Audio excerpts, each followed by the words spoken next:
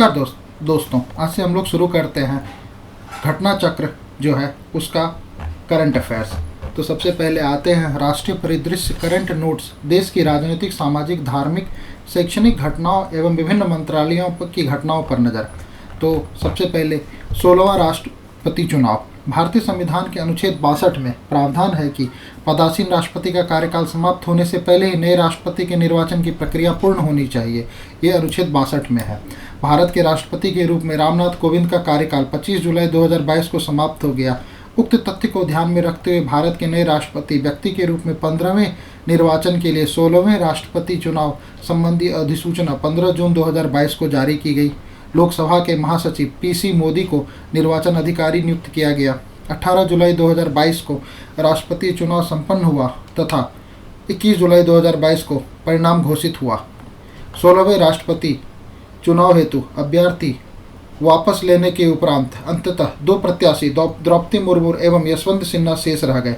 झारखंड के पूर्व राज्यपाल द्रौपदी मुर्मू सत्तारूढ़ राष्ट्रीय राजनीतिक गठबंधन राजद की अधिकृत उम्मीदवार रही, जबकि पूर्व केंद्रीय वित्त मंत्री यशवंत सिन्हा विपक्षी दलों के द्वारा समर्थित उम्मीदवार थे।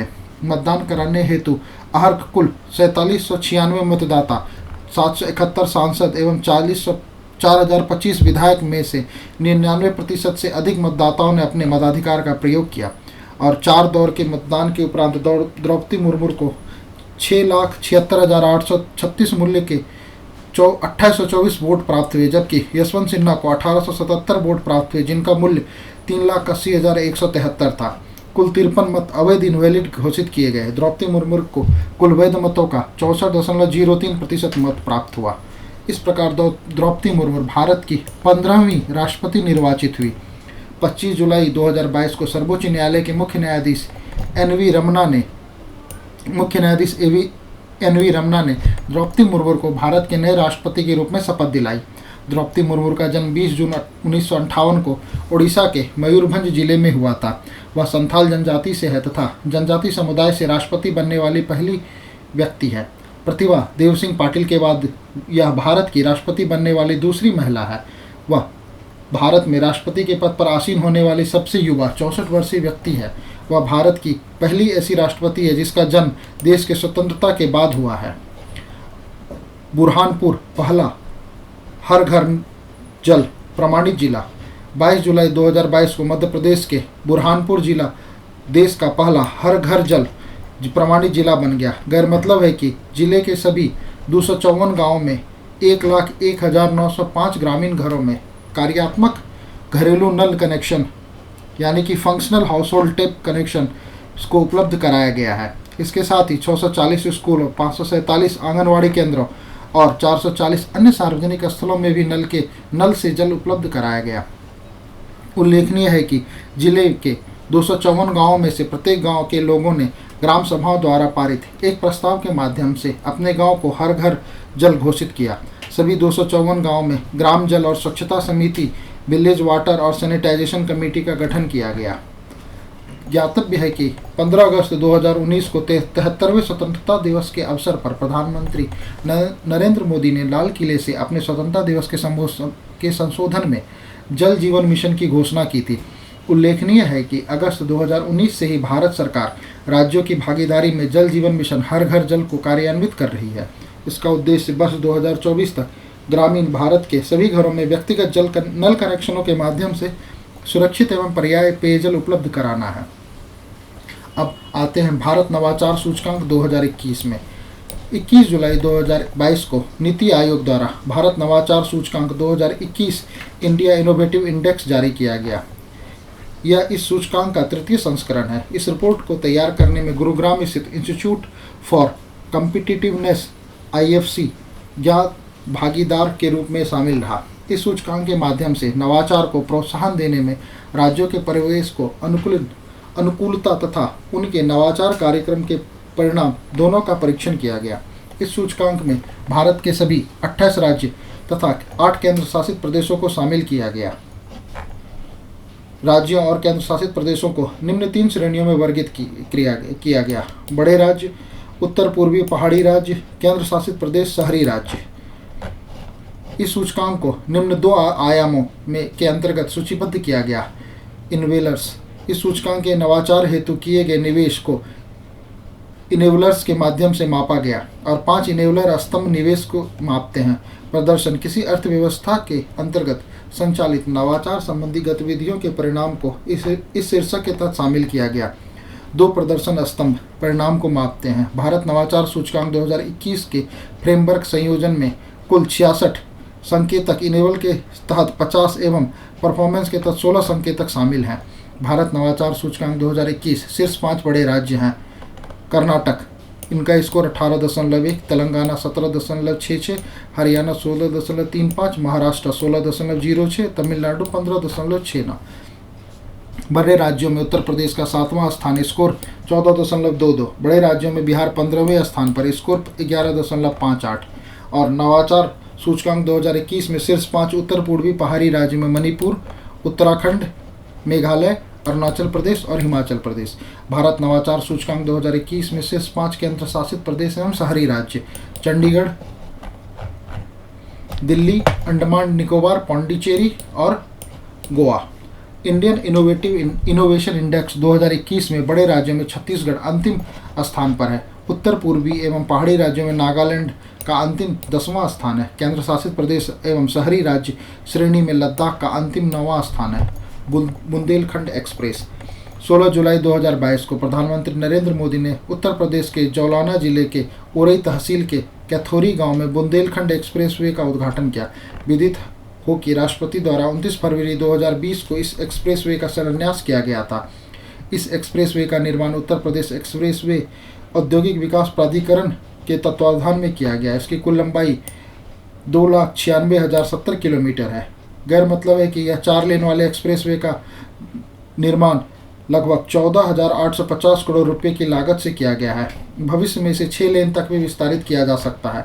इसका प्रारंभ स्थान जनपद चित्रकूट में राष्ट्रीय राजमार्ग 35 पर भरतकूप के निकट एवं समाप्ति स्थान जनपद इटावा के ग्राम कुदरेल के निकट है। यह एक्सप्रेसवे में 7 जिले यथा चित्रकूट, बांदा, महोबा, हमीरपुर, जलौना, अरोइया, इटावा से होकर गुजरता है। गैर मतलब है कि इस एक्सप्रेसवे के संरेखण में पड़ने वाली मुख्य नदियों में बागेन, केन, श्यामा, चंदावल, विरमा, यमुना, बेतवा और सेगर शामिल है। इस एक्सप्रेसवे के निर्माण में बुंदेलखंड क्षेत्र आगरा लखनऊ एक्सप्रेसवे एवं यमुना एक्सप्रेसवे के माध्यम से त्वरित और सुगमतम यातायात के कॉरिडोर से जुड़ा हुआ है। नामसाई घोषणा पत्र हस्ताक्षरित 15 जुलाई 2022 को असम एवं अरुणाचल प्रदेश सरकार के मध्य लंबे समय से लंबित सीमा विवाद के समाधान के प्रयास के तहत नामसाई घोषणा पत्र हस्ताक्षरित किया गया। इस घोषणा पत्र पर असम के मुख्यमंत्री हिमंत बिस्वा शर्मा तथा अरुणाचल प्रदेश के मुख्यमंत्री पेमा खांडू ने हस्ताक्षर किए। यह घोषणा पत्र नामसाई अरुणाचल प्रदेश में हस्ताक्षरित हुआ। इसका उद्देश्य दोनों राज्यों के मध्य 123 गांवों से संबंधित सीमा विवाद को न्यूनीकृत करना है और संध समझौते के तहत दोनों राज्यों के बीच विवादित गांवों की संख्या को 123 से घटाकर 86 तक सीमित करने का निर्णय लिया गया। दोनों राज्य कुल 37 गांवों के संदर्भ में विवाद को समाप्त कर सैद्धांतिक रूप से सहमत हो गए। इसके तहत अरुणाचल प्रदेश की संवैधानिक सीमा के भीतर स्थित 28 गांव उसी के पास रहेंगे। ऐसे 3 गांव जिनके संबंध में अरुणाचल प्रदेश सरकार द्वारा दावा वापस ले लिया गया वे असम के पास रहेंगे। 6 गांवों की स्थिति असम में प्राप्त नहीं हो सकी, अतः अगर ये गांव अरुणाचल प्रदेश में स्थित हैं तो उसी के पास रहेंगे। जनवरी तथा अप्रैल 2022 में दोनों राज्यों के मध्य आयोजित बैठकों में निम्न निर्णय लिए गए थे। असम एवं अरुणाचल प्रदेश के बीच सभी सीमा मुद्दे वर्ष 2007 के स्थानीय आयोग के समक्ष उठाए गए मुद्दे तक ही सीमित रहेंगे। वर्ष 1980 में उच्चाधिकार प्राप्त त्रिपक्षीय समिति द्वारा अधिसूचना सीमा के रूप में 29 डेपोसिट्स द्वारा चित्रित सीमा रेखा के द्वारा दोनों राज्यों की सीमा में पुनर्संरेखण के लिए आधार के रूप में लिया जाएगा। दोनों राज्य सीमा विवाद के समाधान के लिए 12 क्षेत्रीय समितियां संगठित करेंगे और ज्ञातव्य कि असम अरुणाचल प्रदेश के साथ 804 किलोमीटर लंबी अंतर्राष्ट्रीय सीमा साझा करता है।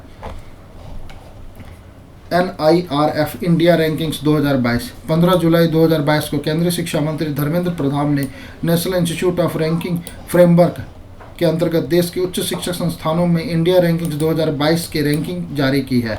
यह इस NIRF इंडिया रैंकिंग्स का 7वां संस्करण है। इसमें 4 श्रेणियां हैं। ओवरऑल कॉलेज, विश्वविद्यालय एवं अनुसंधान संस्थान के तहत संस्थानों की रैंकिंग जारी की गई है। साथ ही इसमें 7 विषयों में डिसिप्लिन, इंजीनियरिंग, प्रवर्धन, फार्मेसी, लॉ, आर्किटेक्चर और डेंटल के संस्थानों को रैंक में प्रदान किया गया है। 2022 में इंडियन रैंकिंग में पहली बार अनुसंधान संस्थानों को रैंकिंग दी गई है और इसमें शिक्षण ये रैंकिंग का जो आधार है वो है शिक्षण, अधिगम और संसाधन, अनुसंधान, पेशेवर अभ्यास, स्नातक परिणाम और पहुंच की समावेशिता और बोध परसेप्शन। उच्च शिक्षा संस्थानों के तहत ओवरऑल सूची में 10 स्थान प्राप्त करने वाले संस्थान हैं।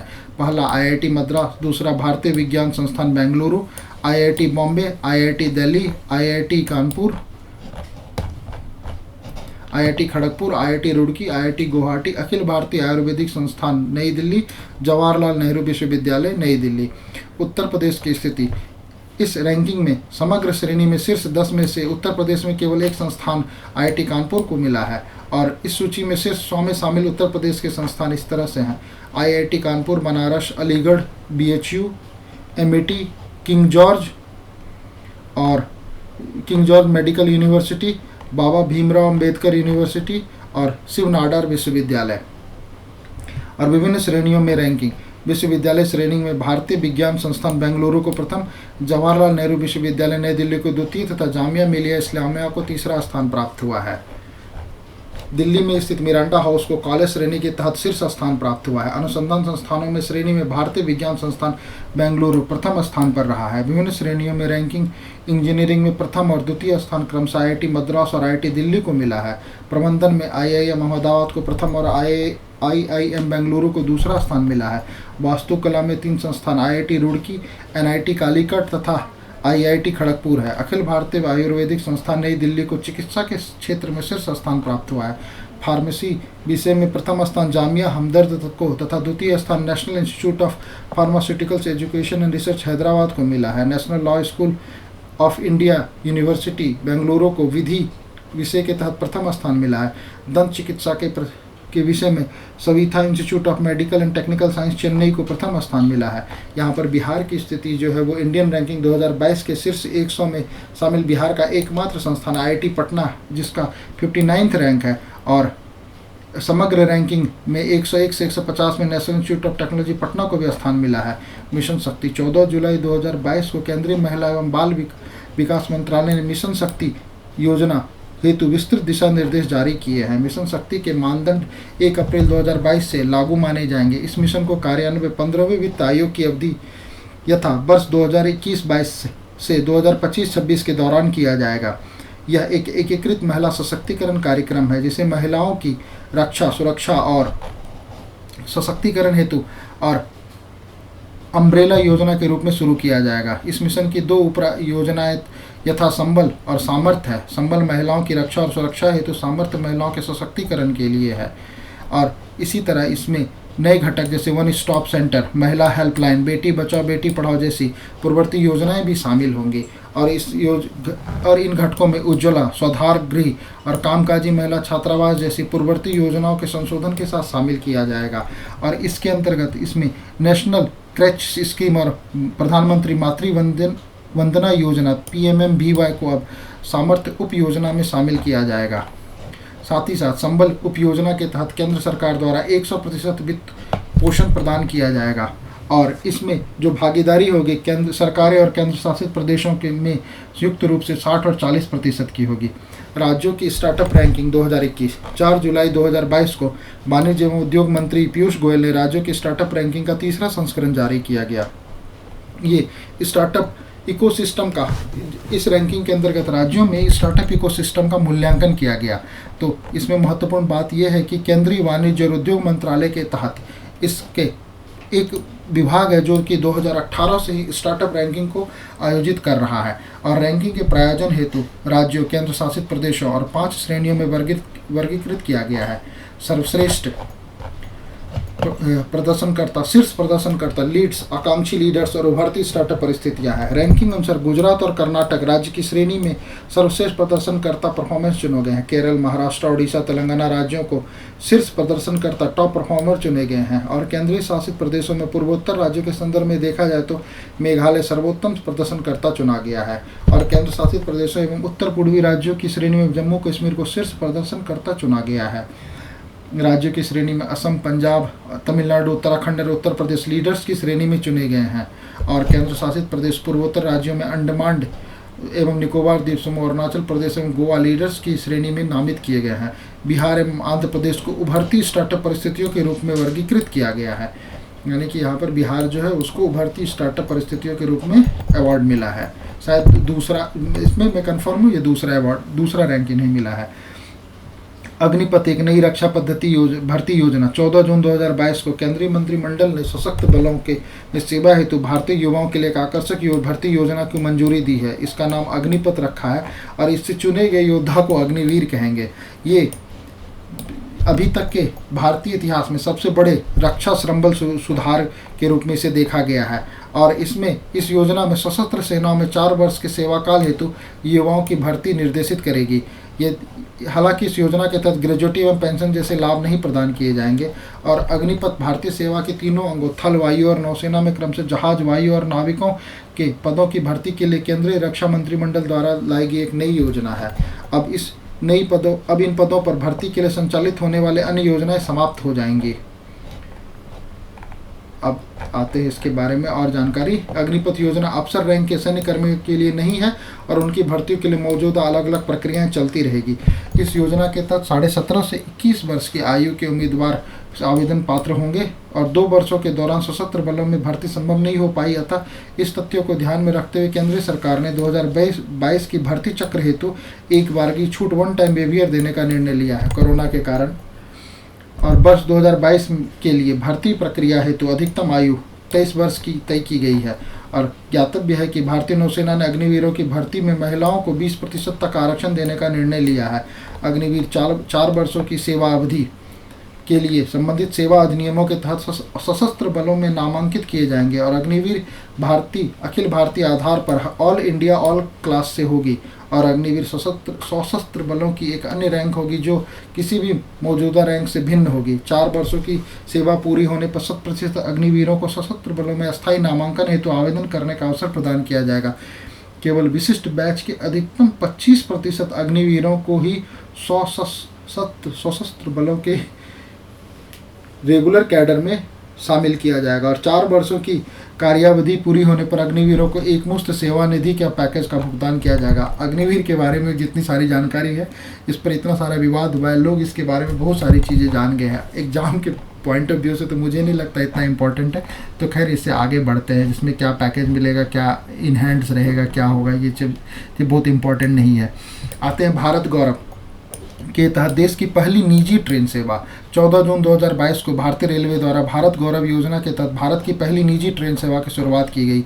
यह गौरव ट्रेन की सेवा को कोयम्बटूर से साईनगर शिरडी महाराष्ट्र के बीच शुरू किया गया। यह पहली राउंड ट्रिप सेवा का संचालन 14 से 18 जून 2022 के तहत किया गया। भारत गौरव योजना के तहत पंजीकृत सेवा प्रदाता प्राप्त करने वाले भारतीय रेलवे का पहला जोन बन गया। दक्षिण रेलवे जो है ये पहला जोन बन गया। साउथ स्टार रेल यह पंजीकृत सेवा प्रदाता है जिसके द्वारा यह भारत गौरव ट्रेन को कोयम्बटूर से शिरडी के मध्य वापसी यात्रा को संचालित किया गया। यह कोयम्बटूर स्थित पंजीकृत कंपनी है। इससे पूर्व 21 जून 2022 को भारत गौरव पर्यटक ट्रेन को सफदरगंज रेलवे स्टेशन दिल्ली से रवाना किया गया।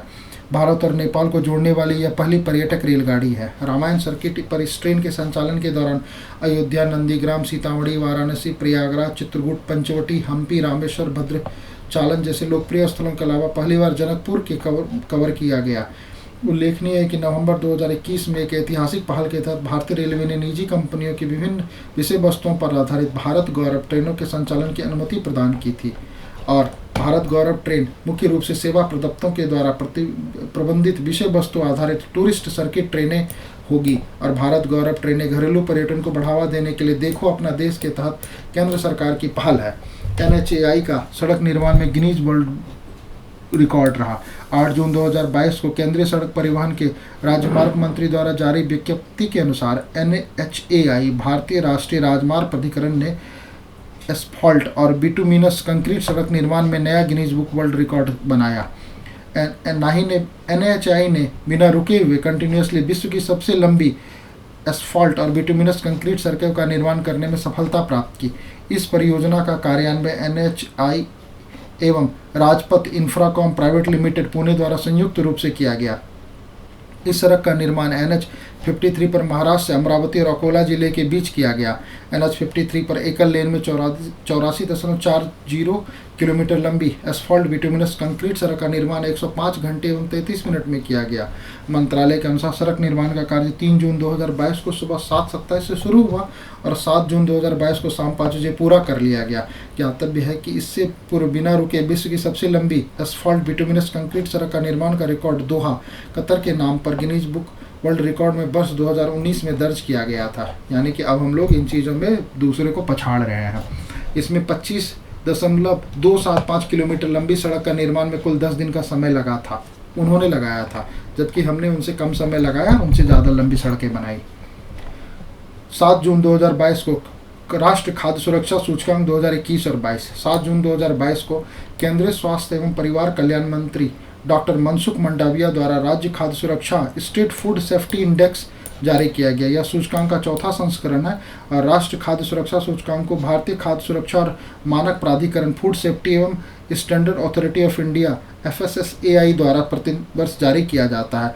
इस सूचकांक का प्रथम संस्करण वर्ष 2019 में खाद्य सुरक्षा दिवस 7 जून के अवसर पर जारी किया गया। इसमें बड़े राज्यों का स्थान जो है उसमें तमिलनाडु को सबसे ज़्यादा मिले हैं 82, गुजरात 77.5, महाराष्ट्र 70, हिमाचल 65.5 और पश्चिम बंगाल 58.5 और मध्य प्रदेश 58.5 और बड़े राज्यों में बिहार का 16वां स्थान है, जबकि अंतिम राज्य 17वें पर आंध्र प्रदेश है, यानी कि बिहार अंतिम से एक पहले है।